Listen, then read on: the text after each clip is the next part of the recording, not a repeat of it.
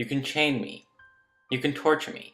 You can even destroy this body, but you'll never imprison my mind. Gandhi. No one shall be subjected to torture. All humans are people, and they have the right to live in peace and serenity, choosing their own path in life. Since the beginning of time, all humans have not been treated equally. Society puts a tag on every human being. The world's population can be described through a bunch of marbles in a jar, some people being at the top, while the unlucky ones fall to the bottom. Those at the bottom are bashed around, scratched, and treated horribly. The United Nations has declared that no one shall be subjected to torture, or to cruel, inhuman, or degrading treatment or punishment. The idea of equality and the rights protecting against inhuman treatment and punishment can be seen in the modern day as well as in many works of literature. Every story begins with calm, serene, and with composed characters, but as time goes by, characters change, are manipulated, and chaos arrives. The inevitable disorder that occurs in these works closely relates to the fundamental rights and freedoms set forth by the United Nations. Every person has the right to life without torture or punishment.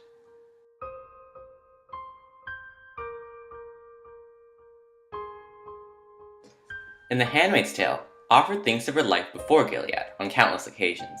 She believes that one day, things will go back to the way things were. She will be with Luke, her mother, and her beautiful little daughter.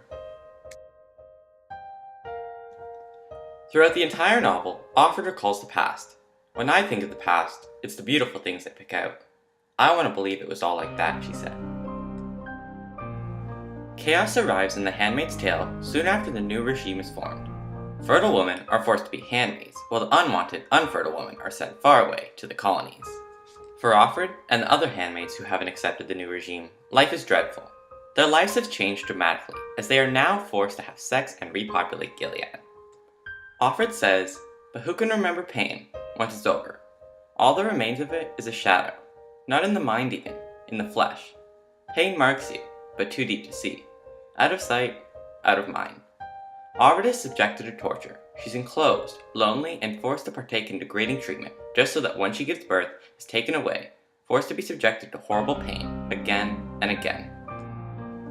Offred goes through great pain and sadness as she thinks of the past. She wonders why everything is happening. She wants to know the story behind Gilead, but the truth is nowhere to be seen. She recalls on countless occasions the saying inscribed in her room. The previous handmaid, to whom she knows nothing about, warns her to not let the bastards get her down. Regardless of the reason, no person shall be exposed to harsh treatment or punishment. Everyone has the right to life. Life can be expressed as a boat, which has moved off course. At the start of life, everything is idealistic, just as pictured, calm and pure. However, as time moves on, life is drained. People start with good intentions, but they are quickly corrupted. Despite the destruction following the path of life, people still believe that they can be saved.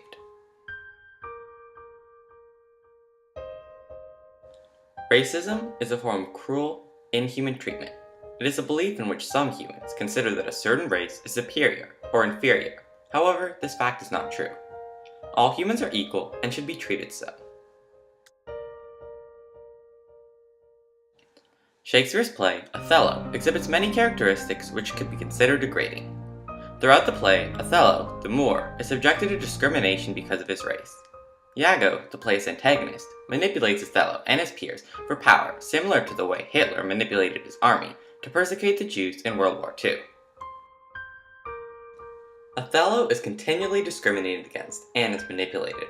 Because Othello is an outsider and a Moor, Iago is able to play tricks on his mind and alter the plot. Othello shows his love for Desdemona in saying that, "When I love thee not, chaos has come again." But it's too late. Othello has already given up, manipulated, and lost to Iago's game. Without discrimination, Othello and Desdemona could have been saved. The story would have turned out differently, but it didn't. Othello was convinced that his wife had been unfaithful, and power-driven Iago persuaded Othello into killing his beautiful wife, all because of jealousy. The outcome of the play is not pretty. Desdemona loses her life, Othello kills himself from guilt, and Iago is taken away. The plot ends in chaos, affecting all the characters negatively. You can't depend too much on anyone in this world, because even your shadow leaves when you're in darkness. When cruel treatment like racism occurs, chaos follows. Physical abuse is a form of torture and cruelty. It is an act in which contact is intended to cause feelings of physical pain on a human being. The characters in The Kite Runner are exposed to many types of abuse. Hassan and his father are both servants for Amir and Baba. Amir and Hassan are best friends. Because Hassan is a Hazara, he is treated horribly in the neighborhood. Everyone but Amir makes fun of him. One day, Hassan is running for a kite and is trapped by 3 older boys. He is raped, while Amir watches from a distance. After the boys leave, Amir never speaks to Hassan again. I guess one could say that Amir was scared. Such a terrible action, horrible thing to think about, just happened to his best friend. It may be unfair, but what happens in a few days, sometimes even a single day, can change the course of a whole lifetime. When the Soviets invade Afghanistan, Amir and Baba flee to Pakistan and later move to America. When Amir returns to Afghanistan 26 years later, he finds out that his friend, Hassan, is dead. There is a way to be good again, thinks Amir. He rescues Sarab and brings him back to America. When Sarab arrives, however, he is still very scared. Perspective was a luxury. His head was buzzing with signs of demons. Sarab, although safe in the United States, still fears for his life because of the terrible actions that he has been subjected to. Rape is a terrible crime. Amir saw Hassan raped and didn't say anything about it. A boy who won't stand up for himself becomes a man who can't stand up for anything. Situations like these are not just a thing of the past. They can be seen in works of literature and in the world today.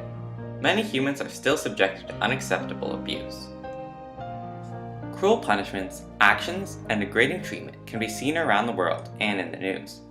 For example, today over 300 Nigerian girls have been abducted from a school and have been held at ransom. The Islamist extremist group has taken the schoolgirls as brides, and the group leader has even threatened to sell the girls in the market if the international community refuses to cooperate. The situation is getting a large international response. Obama has said that we are also going to have to deal with the broader problem of organizations like this that can cause such a havoc in people's day-to-day lives. In addition, another supporter of the Bring Back Our Girls campaign has said, "Hunt the bastards down and terminate them. All of them." This is not right, and these people should be punished. No person, man or woman, should have to be subjected to such terrible circumstances. Another example of such horrid conditions occurred in 2012 when Kony took thousands of young boys to participate in his army of men. Joseph Kony's Lord's Resistance Army has been abducting, killing, and displacing innocent civilians in East and Central Africa since 1987. Everybody is a target to torture or punishment in one way or another. Some are tortured because of their race, some because of gender, religion, or some are tortured because of change in government. The earth continues to go round, whether it's the man who kills the tiger, or the tiger who eats the man. The stronger sets his will, it's a law of nature. The world doesn't change, its laws are eternal. Cruel treatment or punishments are not right. Nobody should have to go through this, and it shall not be tolerated. We need to stand up for ourselves and our peers in order to prevent harsh situations like these from happening again and again.